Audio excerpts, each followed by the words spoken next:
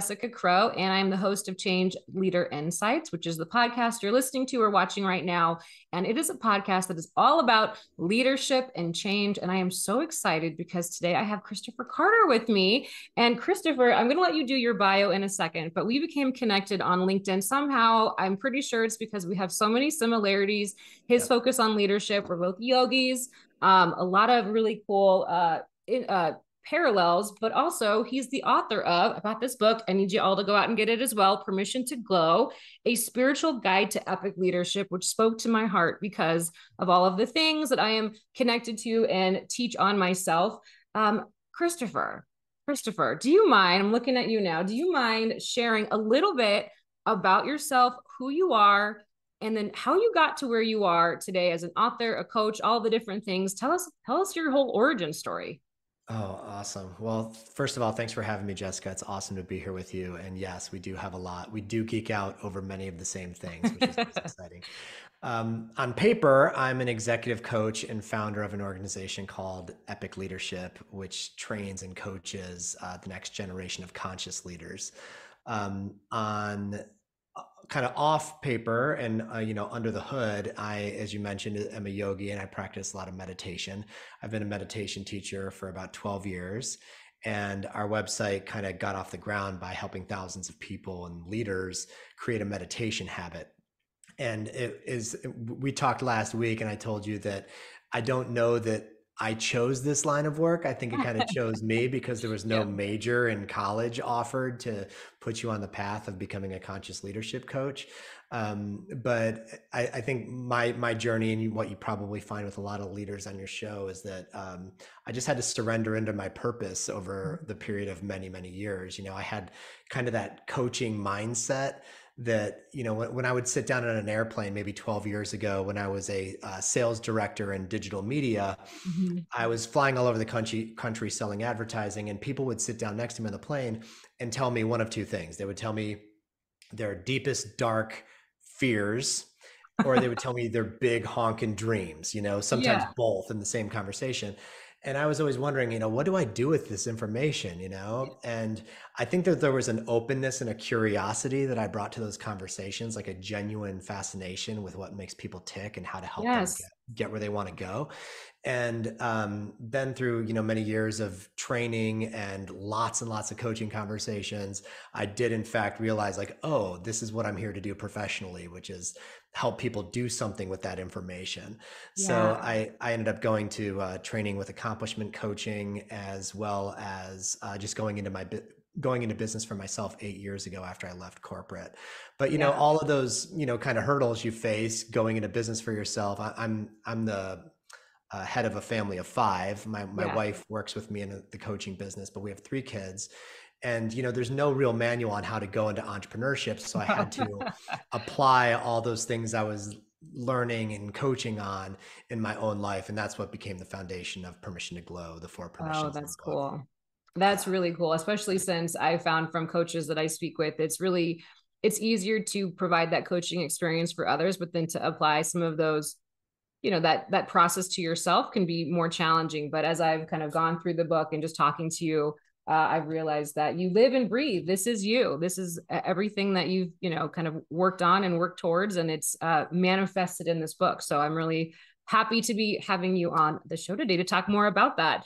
You mentioned, okay, so I'm gonna go through some questions because I came up with them and with Kristoffer, and I'm excited because I think this is gonna help us really get into the depth of Permission to Glow. You talked a little bit about what motivated you to write Permission to Glow, but why are the insights more important kind of now than ever before in today's, high change, VUCA? Tell us about why if I'm a leader of people, of change, why do I need to pick up this and maybe think about the 4 permissions? And what are the 4 permissions, by the way? Sure. So you mentioned maybe the most important starting point is the word VUCA. It's the acronym for volatility, uncertainty, complexity, and ambiguity. Those forces are speeding up and compounding on us in the landscape of modern business and modern organizational leadership. So you could look out your window and see these in any number of ways. I mean, they manifest as climate change, political division, fiscal cliffs every few Mhm. months and just all the uncertainty around the economy. So those changes, the bad news is those aren't going anywhere anytime Mhm. soon. The good news is we can do something with those. And that's where the four permissions come in. Mhm. So what I train a lot in organizations is that how we relate to change, it's not change itself that's kicking our butts a little bit. It's how we relate to change as Yeah. leaders and as organizations. And so when change shows up and slaps us on the face, we can respond by becoming one of these four characters. So see if these resonate with you or if you show up in these in any way. The first Yeah. one's called Speedy Rabbit. That's the need to just move faster than everyone else and maybe judge everyone for not keeping up. Just because stopping equals death, we just have to move, move, move, move, move. That's called Speedy Rabbit. I'm guilty as charged of that. The second one is Game Face, where people ask us how we're doing and we just put on this facade and say, fine, fine. Mhm. And we just protect ourselves by masking our true emotions. That's called Game Face. The Mhm. third one is also a favorite of mine. Ask my teenagers. It's called the Phantom Pest. That is the micromanaging control freak. When we feel confronted with our own power, instead of doing the big, bold thing, we retreat into the small, minute details that we can control. So this is like the Yeah. leader that stays up all night worrying about PowerPoint fonts when they could be, Right. planning a merger, acquisition, something big. Yeah. And then finally, the dark star. The dark star is the person who refuses to accept any support. They act as if they do, but they have really removed themselves and created so many layers between receiving actual full support from other people. So Yeah. when one of those four critters shows up with us, we have the option of making the conscious choice, and there's a corresponding permission we can give ourselves for each of these four. So Speedy Rabbit, the cure is permission to chill. Uh, Yeah. for Game Face, it is permission to feel all the feels. Yeah. For the Phantom Pass, is permission to glow in the dark, which is where it starts to get fun and interesting. That's to Yeah. do the bold thing despite all the constant fear that we all have. And then finally, permission to glow in the light, which is to surrender into full selfless service. So the leaders that do the work of those earlier three permissions are more able to surrender to that fourth, which is all about the collective upliftment, collective, elevating others through service. Yeah. And I was with that one in particular, what stood out to me was cooperation versus competition. So I think that Yeah. one in particular was, I was thinking about that as I was reading through your book. Well, then how do you, okay, so you mentioned those personality types that can show up. And then how do you see that affect, the organizations that you work with when you have those dynamics at play and people aren't giving themselves permission to chill or to Mhm. glow, et cetera? Yeah, so a great example, we probably talked about this, was the show Ted Lasso. It's just Oh, a yeah. great example of great writing, Yep. that you could see how these different ways we show up under stress can affect people around us. So Mm-hmm. when leaders move too fast, we experience this as parents too when we're rushing our kids out the door. Do our children or do our peers feel very seen and heard when we are Mm-hmm. just moving too fast and maybe judging them for not keeping up? Mm-hmm. So Game Face, it's I don't actually know what's going on under the hood, so I can make up Mm-hmm. stories about your behavior, but they're probably wrong. They're just interpretations Yeah. versus the what's actually going on with you. And Ted Lasso, I think, did a great job. That show does a great job of uncovering that emotional intelligence piece. Um, Yeah. the Phantom Pest, I think, it's self-explanatory when we're micromanaging. I have leaders that call this swooping and pooping, where they sit on the sidelines just enough to let people figure it out, and then they want to swoop in and control everything, and that just Yeah. it's crazy making That for happens a everybody. lot. Yeah. Oh, Yeah. it's just a constant. And the dark star is, the captain going down with the ship and doesn't really Yeah. realize that they're the ones causing it because they're not deploying the power of their full team. So I think these are pretty generalized, but they're also Hmm. very, very common, and they happen with all of us. We just want to Yeah. train ourselves to make the conscious choice to lean into the more conscious permission. Yeah. And be aware of it. And, you mentioned stress earlier. I mean, we can have work related stress because of deadlines, but often stress is due to change. And to your earlier point about the way that things are changing always continuously, I think that being aware of how we show up, and that these are the ways in which we can show up, and giving ourselves permission depending on how we're showing up that day in these ways can really help us create space for the people that we're working with, that we're leading, that we're, that are our leaders, to move forward in a way that is more healthy and balanced and mindful. And that's really when you start to overcome some of those barriers and roadblocks that occur when change happens, that resistance. You're being aware of, well, who am I in this moment? Am I the speedy rabbit? Am I the dark star? Or how are, how are things happening with my team?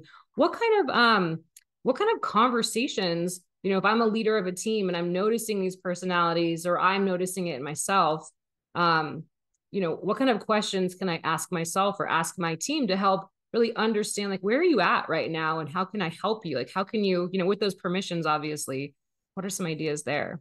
Yeah, so I think it's helpful to start with what are the unhelpful questions, because Okay. Yeah. old management style kind of came out of the agricultural age, the industrial age. Yeah. And so we ask questions like, what were you thinking? What are you doing? You know, Right. why Why did you did do you do that? Yeah. these really judgy, harsh questions versus a coach, like I think the questions should come from the heart of coaching. Yes, I totally We agree. are exiting the command and control age in Yes. organizations, and we have entered the coaching, where we are Mm-hmm. coaching age, which we are unlocking the potential of everyone. So the Mm-hmm. more helpful questions are just open-ended and curious. What are Mm-hmm. your options? What's on your mind? And what else? What's the real Mm-hmm. challenge? My friend Michael Bunke Stanier wrote The Coaching Habit, excellent book of just simple questions to ask. Yeah. But we want to be on the same side of the table as the people that report to us, to understand how to see the world through their eyes, Mm-hmm. and where they could be coming from and what their options are. So in unlocking the potential of others, I like to just give the guidance to ask questions that begin with the word what, that you don't know the answer to, because we Yeah. don't want to lead the witness and guide them to our way of thinking. We want to just start in the unknown with them, and what's on your mind, and what Yeah. else. Oh, Yeah. interesting. What's the real challenge? These are ways for us to get connected and present, and not overly control where we're leading our people. We still have to lead them, we still have to manage them, but they are not ours to control. And the more we try to do Mm-hmm. that, it just compounds the stress that they're experiencing.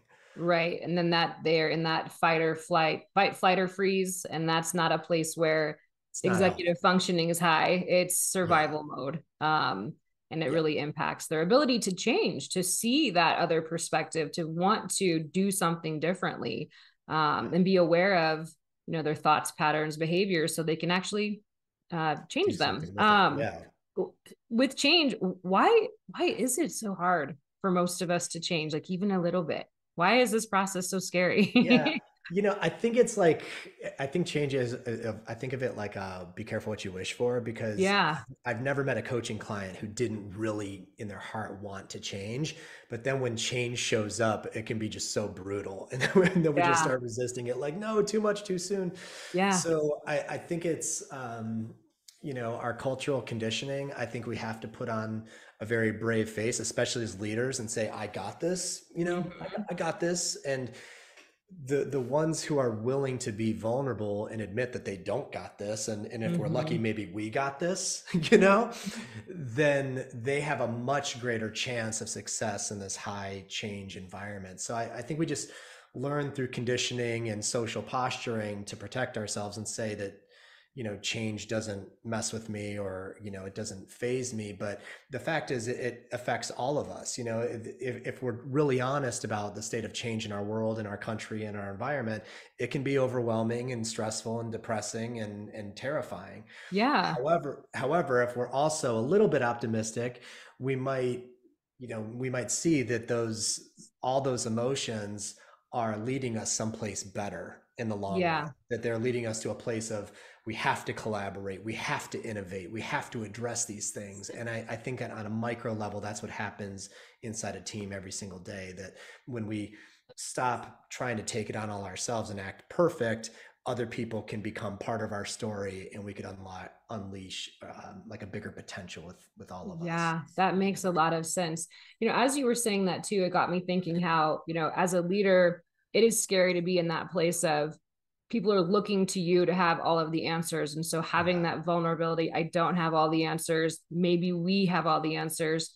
That's a big piece of it. But do you think there's also space for with the team, not expecting your leaders to have all the answers? I think that place of suffering, like they're in this Yeah. position, they should know what to do. And then if they're saying they don't, I think there's, how do we reconcile that piece? Well, do you remember growing up, Jessica, that point where you realized that maybe you know as much, if not more, than one of your parents? It's like kind of terrifying. You're like, I oh thought my that God. early on, but no. Yeah, it's like True. that moment where you realize, like, wow, maybe they don't have all the answers, the keys to the universe. And you're like, Yeah. that is like mind-blowing paradigm shift. It's like, Yeah. maybe I'm the adult now. But it's similar. One of my favorite CEO clients I ever worked with, just a really incredible conscious leader, built this incredible award-winning culture at his company. He was the third of a four generation line of leadership. So this stuff was in his blood. He said, Yeah. he's like, do you want to know the seven most powerful words in business and in leadership? And I was like, well, Mark, who the hell wouldn't want to know the seven? Right. He's phrases like, I'm like, what are they? And it was, I don't know. What do you think? Oh, yeah. Those are the seven most powerful words in leadership and in business. And I think it just implies a lot of vulnerability and curiosity. Hmm. And, if we're honest with ourselves, our job is to uh, um, attract, onboard, develop, and retain people who are more talented than us, more Yeah. specialized, more Yep. talented than us. And the way that we keep them engaged is by admitting, like, we don't know. What are they like? We're there to facilitate higher level Hmm. problem solving. So, Yeah. so the less we do the old school Jack Welch thing, which is like, I know the way, blah, blah, blah, blah, blah, blah, blah. It's a very privileged mansplainy approach to leadership that we're moving out of. And Yeah. when we're willing to do that and be vulnerable, everybody leans in, and so Yeah. yeah, it could be scary, but I would practice just the tiny bold move of that, which is just admitting, I don't have the answer. You What do don't you know. think? And Yeah. it'll let you off the hook too. It's a lot less stress on the leader for sure. Absolutely. You've mentioned, okay, so admitting, I don't know. What do you think? I love that. I'm going to be using that. And then you've mentioned curiosity a couple of times. In the context of conscious leadership, what role does compassion play in that space? Yeah, I love this question. It's really everything. This is one of these things where it's easy to marginalize this as a soft skill, but Right. this is the really terrifying hard work that some leaders are willing to do and many more won't. So, like, I always Right. challenge the notion that things like compassion are a soft skill. But at the end of my book, I finish with the seven compassionate laws of Mm-hmm. lasting change. Because without self-compassion, if we approach it solely as a performance-based achiever mentality, that was Mm-hmm. great. It was a great look in the 80s when we had like spandex track suits on, and it was all about if you believe it, you dream it, you can Achieve do it. it. That Yeah. Right. high achiever stuff. When you let go of that, and compassion is the thing that greases all the gears. So we stop riding ourselves or our people like a crappy little horse jockey, like more, Mm-hmm. faster, better, and Mm-hmm. start understanding them as a complex, deeply feeling human being. Mm-hmm. When we tap into that person is capable of achieving so much more if Mm-hmm. they are open to the radical notion of loving themselves while they do it. That Mm-hmm. I want to accomplish for you, and I am a human being worthy of respect and love and care regardless of the outcome. That is a radical notion. But Yeah. again, the leaders that really get that, they have way higher levels of retention over the lifetime of that employee's career. I mean, they will stick with, imagine going the places that we have worked in the past that we loved, we were able to have self-compassion for ourselves while we were pushing really hard for a goal. Sometimes we got there, Mm-hmm. sometimes we didn't, but if you have to maintain the compassion, it's just so key. Yeah, it is hard though. That compassion piece to develop for Oh, the self. And then self-compassion is yeah, the hardest. I mean, yeah, I think we're all on this continuum trying to we start with hopefully self-acceptance. We can yeah. accept ourselves, and then maybe move into self-respect if we're luckier, and Yeah. then self-love. And from self-love, if you talk to the leaders that really have phenomenal careers that produce phenomenal results and returns for all their stakeholders, they have traveled that journey and ended up somewhere in self-love. And it's not this Yeah. braggadocious, braggy Instagram version of it. It's like a No, very yeah. deeply felt and resonant, because as they respect and love themselves, they're better able to do that with everyone around them, and everyone around them feels that level of presence. Yeah. And those are the type of people when they are talking about, a big transformational change or even a small one in an organization, you're like, I'm going to follow them Yeah. because of what they represent and they stand for and how they show up in this world. So, I think it's just a really an important call to, I'm gonna say call to action for uh, leaders today, regardless of, where we can all be leaders, whether or not we manage people, you know.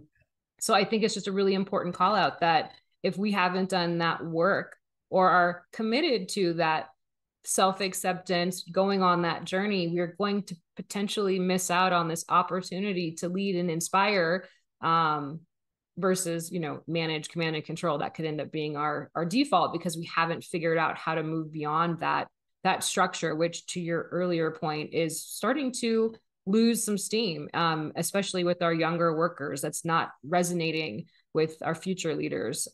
They want something different, which I think If you find yourself working for somebody who only cares about your output and your the results, results. Yeah.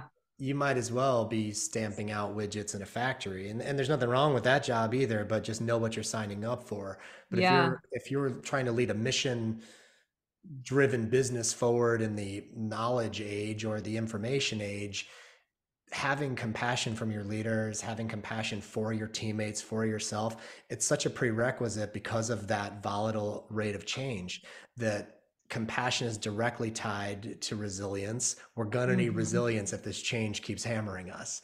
And Yeah. so understanding that it's okay to make mistakes and that you will make mistakes, and as long as you're learning from them, everything's going to be better than fine. Yeah, absolutely.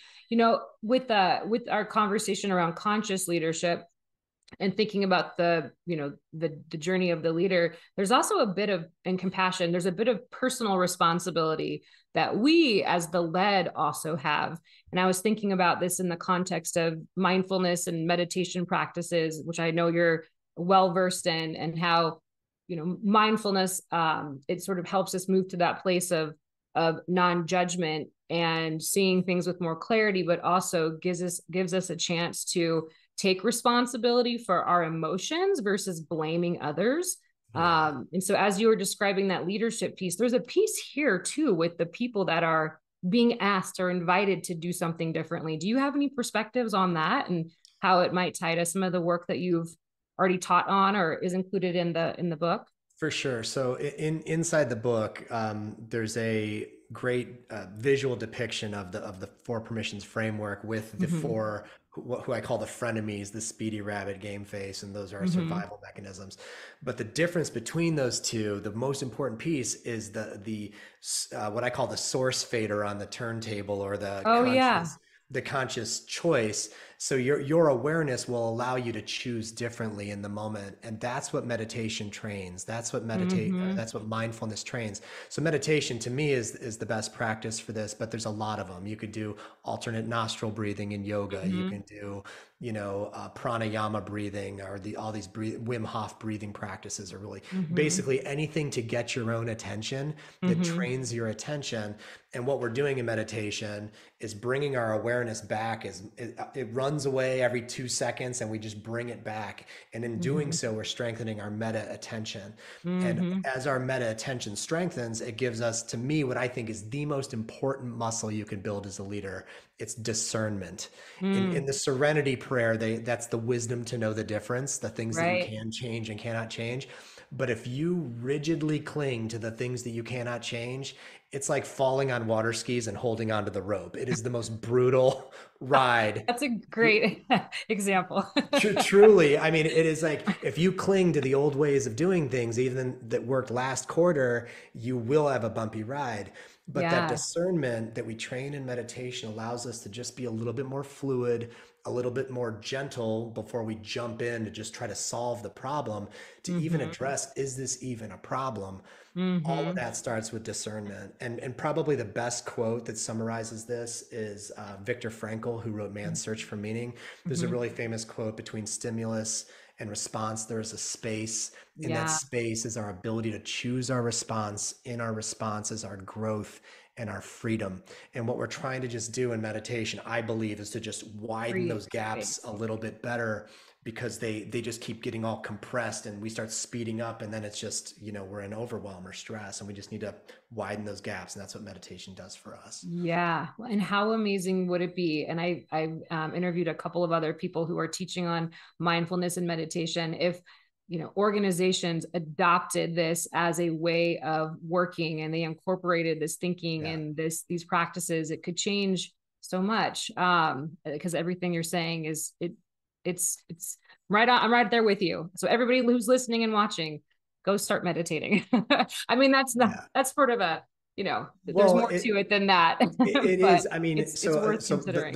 the validation I got this weekend, I finally got around to reading one of the biggest books of the last decade, Atomic Habits by James Oh Clear. yeah. Yeah. It's just it's an outstanding book for many reasons, but he touched on something early in the book that is really powerful in the type of coaching I practice, which Yeah. is, if you have leaders who are coachable, who are open to becoming somebody different, they can become somebody different, capable of achieving completely different results. But Mm, when we stay fixated on the outcome, the what's in it for me, just getting to the goal, it's a very linear, gradual, incremental, one step forward, three steps back, three steps sideways, because all the change. But when we're working with leaders who are doing just the simple awareness practices, this creating a 15-minute a day mindfulness or right. meditation practice, that discernment muscle changes everything, because their being starts deepening. They Mm-hmm. become more introspective, reflective, compassionate, patient. These Mm-hmm. radical concepts, and in doing so, they attract better talent, they retain better talent, and they're able to navigate eventually towards their vision, Yeah.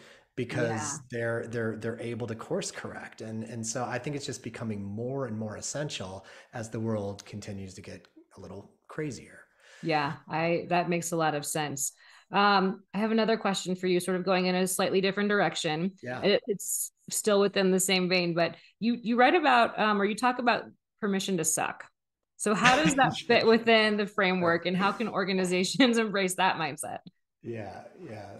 It's so hard to get hired as a coach when you give people permission to suck. No, it's permission to suck really just ties in that self-compassion piece, that when we're starting out, I literally just wrote about this today, that there's the expectations we have about how growth is going to occur, that we're trying to achieve results in a certain amount of time. We expect it to be this like even Steven Right. steady as she goes, and it's nothing like that. At first, we have to cross what I call as the desert, which is the desert is what's called conscious incompetence. And Yeah. this is the awareness that we don't know what we're doing. And so if you want to become a better leader, a better manager, you're going to be acutely aware of all your gaps first. Yeah. And that's where Yeah. most people give up. That's where they throw a lot of tantrums, or if you're a man, a mantrum, because they can't handle that they're not meeting their own expectations. So I just call that the desert. And Yeah. once they're willing to cross that desert and they're patient, we're laying a lot of foundations of awareness, and that's that root system, like in bamboo, that'll Mm-hmm. form for 2 to 4 years in some cases, and then explode 96, hundreds of feet Mm-hmm. in a few days. That is the breakthrough results in coaching that comes from laying that foundation of awareness. So it's like, I jokingly called it permission to suck, but just allowing it to be messy at first. Adopt the mantra, bless this mess, because Yeah. if you're committed to growth, don't be committed to that being a clean, linear, beautiful, elegant process. I've Yeah. not seen it happen that way. Well, that's a really important message to apply, not only from the individual coaching perspective, but also the organizational change Yeah. perspective. As leaders of people and teams, we have to give them permission to suck and realize that the second we launch a change or we go live, that it's not going to be perfect. It's going to be pretty painful or messy or Right. whatever it is. And that the real improvements, the adoption, the benefits happen after you get through that desert. And then, like the bamboo, you're kind of building that foundation of awareness. So when that switch hits or flips, you've got people will be able and empowered to do the things that they need to be able to do. But that permission to suck doesn't exist in a lot of organizations. Like expectation is we're live, like you do your job really well and you're not there yet. So yeah, I think it's it's okay for organizations to have high standards. I think that's good for everyone. You know, we want to keep improving and we want people to perform well. There's nothing wrong with that expectation. It's that when we get too rigid around it, and I think the ask in return is I will give you permission to fail, permission to, you know, be less than perfect. You know, let's be honest. Most of us want to hire A players and we consider ourselves A players. So the idea of sucking at anything is like really outlandish. And if the ask in return is to just always be learning and applying what we're learning, you want people to fail often, fail forward, all that stuff. So it's the micro adjustments you make, and you don't get that if you're just rigid and putting on a face of like, I'm crushing it all the time. Anytime a C-level leader or a founder gives me the I'm crushing it vibe for too long as their coach, I just have to jump in and dismantle that facade because crushing it might work on Wall Street in certain, you know, forward-looking statements in the earnings catalog, whatever. But in a coaching conversation, it's like, cut the crap and be real. This isn't easy. Like be honest about it. And I agree though. I mean, having the way you said it, fail forward, fail fast, fail forward. I think that's the right way to think about it in the context of in the business setting. Yes. And how do you move through that desert fairly quickly? This has been, I have really loved talking to you. You have a wealth of wisdom, and you're just a cool human being as well. So thank you for sharing your insights and perspectives with me and the Change Leader Insights community. Where can people find you if they want to find your book, if they're interested in getting coaching because they themselves, their team, their organization, they want change, they're preparing to experience change? How can they get in touch with you? All of our stuff. Well, first of all, thank you for having me, Jessica. You're awesome. And I love that you're committed to doing this work. It's so important for people. All of my stuff can be found at epicleadership.org. And we just launched a new Substack newsletter called Tiny Bold Moves, which is a free newsletter that I'm really excited about. But very cool. Everyone can find the book and everything related to my work through Epic Leadership. Wonderful. I'll make sure to get those links and include them in the promotion. But thank you so much again for being here. Thank you for listening and watching. For those of you that are tuning in, and Kristoffer, have a great rest of your day and keep doing the great work that you're doing. Thanks so much. I appreciate it, Jessica. Thanks again. Thanks.